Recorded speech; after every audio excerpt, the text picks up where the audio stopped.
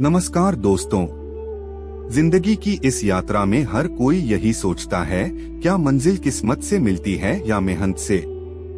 हकीकत ये है कि किस्मत रास्ता दिखा सकती है, मगर मंजिल तक पहुंचना आपकी मेहनत तय करती है। और यही फर्क बनाता है एक सपने देखने वाले और एक उसे पूरा करने वाले में। अगर आपको ऐसी ही गहराई भरी और प्रेरक कहानियां सुनना अच्छा लगता है तो चैनल प्राइड ज्ञान को सब्सक्राइब जरूर करें। अब आइए आज की कहानी शुरू करते हैं। राजगीर के शांत वन में संध्या का समय था। आकाश पर सूर्य ढल रहा था। पेड़ की पत्तियां हल्की ठंडी हवा में झूम रही थीं। वहां पर सुबह से बुद्ध की प्रेरणादायक सभा चल रही थी। बुद्ध शांत ध्यान में बैठे थे और पास बैठे शिष्य आनंद ने बुद्ध से एक प्रश्न पूछा, भगवान, संसार में हम देखते हैं कि कोई बिना मेहनत के अमीर बन जाता है और कोई दिन रात परिश्रम करके भी गरीबी में जीता है। क्या यह सब केवल किस्मत है या इसमें कर्म का भी भाग है? बुद्ध ने आनंद पर गहरी दृष्टि डाली और बोले, आनंद, आज मैं तुझे एक कथा सुनाता हूँ। यह कथा बताएगी कि हवा और जड़ें कैसे मिलकर जीवन का स्वरूप बनाती हैं। ध्यान से सुनो। बहुत समय पहले मगध गांव में रामस्वरूप नाम का एक किसान रहता था। उसकी संपत्ति अधिक नहीं थी, लेकिन उसका हृदय सच्चा था। उसके घर में दो बेटे थे। बड़ा बेटा राघव तीक्ष्ण बुद्धि का पर स्वभाव से गरूर और महत्वाकांक्षी, और छोटा बेटा मोहन सरल, विनम्र और परिश्रमी। एक दिन रामस्वरूप ने दोनों बेटों को आम के पेड़ के नीचे बुलाया और कांपती आवाज में कहा, बेटों, जीवन में दो शक्तियां चलती हैं, किस्मत और कर्म। किस्मत हवा की तरह है, कभी ठंडी, कभी गर्म, कभी आंधी, कभी बरसात। और कर्म जड़ों की तरह अदृश्य पर मजबूत है। हवा कभी भी पलट सकती है, पर गहरी जड़ें पेड़ को बचा लेती हैं। याद रखना, हवाओं से दोस्ती करना आसान है, पर जड़ों से रिश्ता निभाना बहुत कठिन। फिर उसने दोनों बेटों को दो निशानियां दी।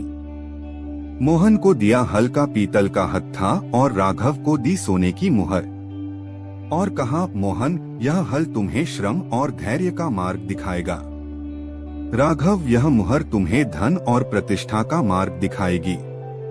पर याद रखना, मुहर चमकती है, पर हल जीवन थामता है। राघव हंस पड़ा, पिताजी, यह किसान वाली बातें आप ही को शोभा देती हैं। मैं क्यों मिट्टी में हाथ गंदा करूं? किस्मत ने मुझे बुलाया है। मैं शहर जाऊंगा और सेठ बनूंगा। मोहन चुपचाप हल को माथे से लगाया और कहा, पिताजी, मैं आपकी सीख मानूंगा। मिट्टी में हाथ गंदे होंगे, पर जड़ों से नाता रहेगा। कुछ ही दिनों में राघव शहर चला गया। उसने व्यापार शुरू किया, रिश्तों और सौदों से धन कमाया और धीरे धीरे बड़ा सेठ जमींदार बन गया। उसके पास किसी भी चीज की कमी नहीं थी। बंगला, गाड़ी, नौकर, चाकर, शानो शौकत, सब कुछ। लोग कहते, भाग्य का बेटा है राघव, किस्मत इसके कदम चूमती है। राघव भी सोचने लगा कि उसकी तरक्की केवल किस्मत की देन है। इधर मोहन गांव में रह गया।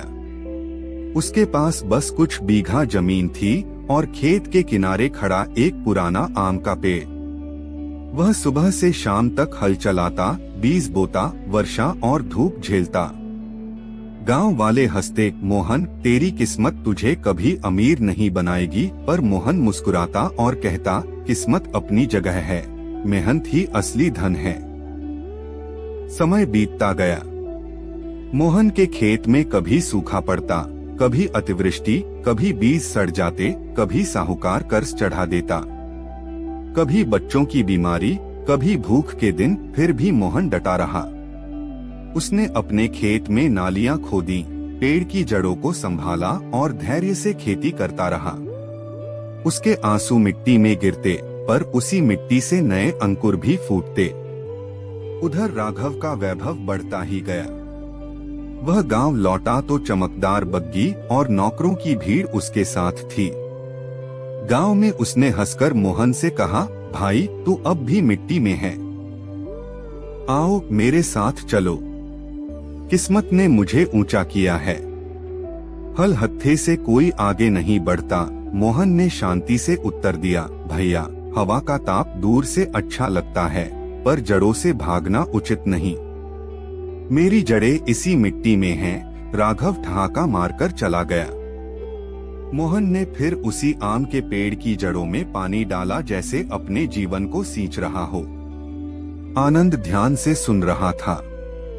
बुद्ध रुके, कुछ क्षण मौन रहे और बोले, आनंद, तब समय ने करवट ली। किस्मत का खेल शुरू हुआ। हवा दिशा बदल रही थी। राघव को लगा कि उसने हवा को बांध लिया है, लेकिन हवा किसी की नहीं होती। उधर मोहन की जड़ें धीरे धीरे धरती में गहरी हो रही थीं।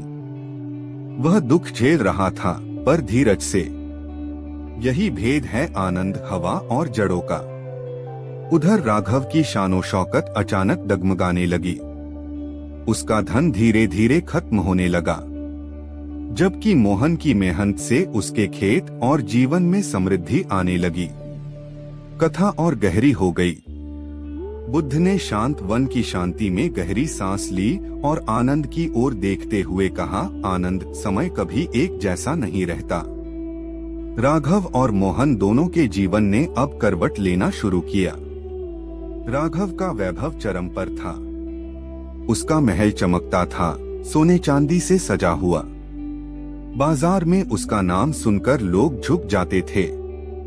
वह घोड़े पर बैठता तो बच्चे पीछे दौड़ते और गांव के लोग कहते, यह वही राघव है जिसने किस्मत के सहारे रातों रात सब पा लिया।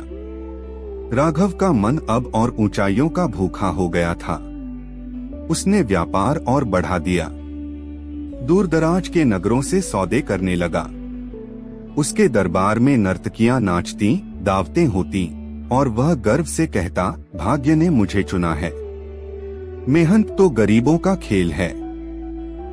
पर भीतर ही भीतर किस्मत की डोर ढीली पड़ने लगी थी। एक साल भयानक सूखा पड़ा। अनाज की खेप समय पर नहीं पहुंची। समुद्र में जहाज डूब गए। बाजार में दाम गिर गए और जो उधार उसने दूसरों को दिया था वह भी डूब गया। धीरे धीरे उसके खजाने खाली होने लगे। पहले नौकर चले गए, फिर बग्गियां बिक गईं, फिर महल की दीवारें जीर्ण शीर्ण होने लगी। लोग जो पहले उसके दरवाजे पर सिर झुकाते थे, अब पीठ फेर कर निकल जाते। साहूकार दरवाजे पर आकर कहने लगे, सेठ जी उधार लौटाइए। राघव रातों को जागता, महल के अंधेरे कमरों में टहलता और बुदबुदाता, मैं अमीर था, सब कुछ मेरे पास था, फिर यह गरीबी अचानक कहां से आ गई? किस्मत ने मुझसे मुंह क्यों मोड़ लिया? उधर गांव में मोहन अपने खेतों से संघर्ष कर रहा था। उसकी जिंदगी आसान नहीं थी। कभी बारिश कम होती, कभी बीज खराब हो जाते, कभी बच्चे बीमार पड़ जाते, लेकिन हर कठिनाई में वह धैर्य रखता। उसने खेतों में नालियां बनाई, मिट्टी सुधारी, खाद तैयार की। उसका पुराना आम का पेड़ हर साल उसे छांव और फल देता।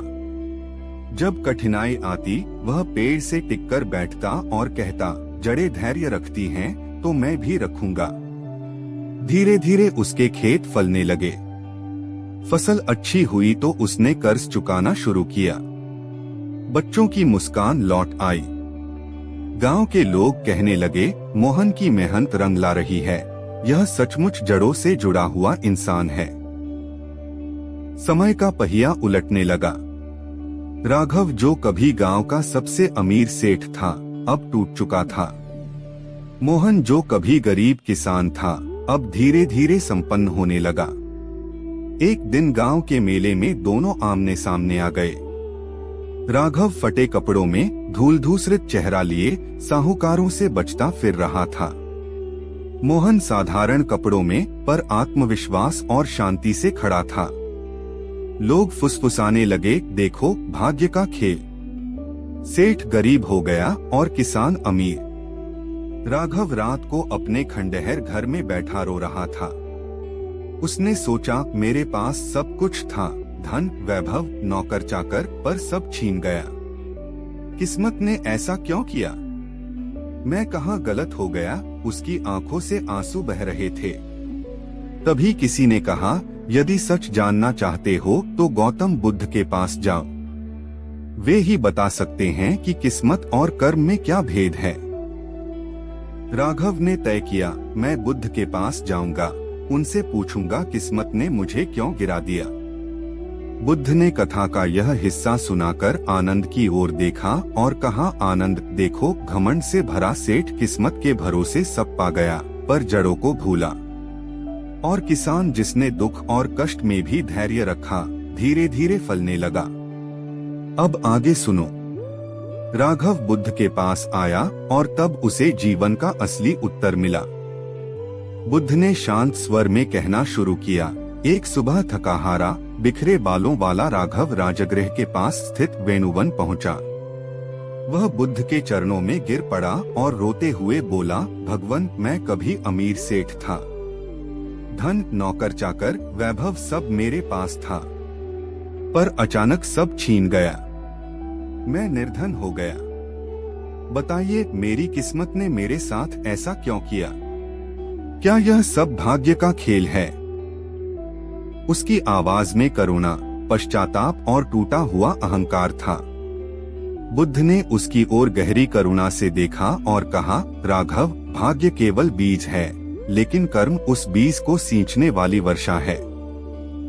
तुम्हें धन तो भाग्य से मिला था, पर तुमने उसे घमंड और लापरवाही से नष्ट किया। तुम्हें लगा कि मेहनत गरीबों का काम है, पर याद रखो, मेहनत ही वृक्ष की जड़ है।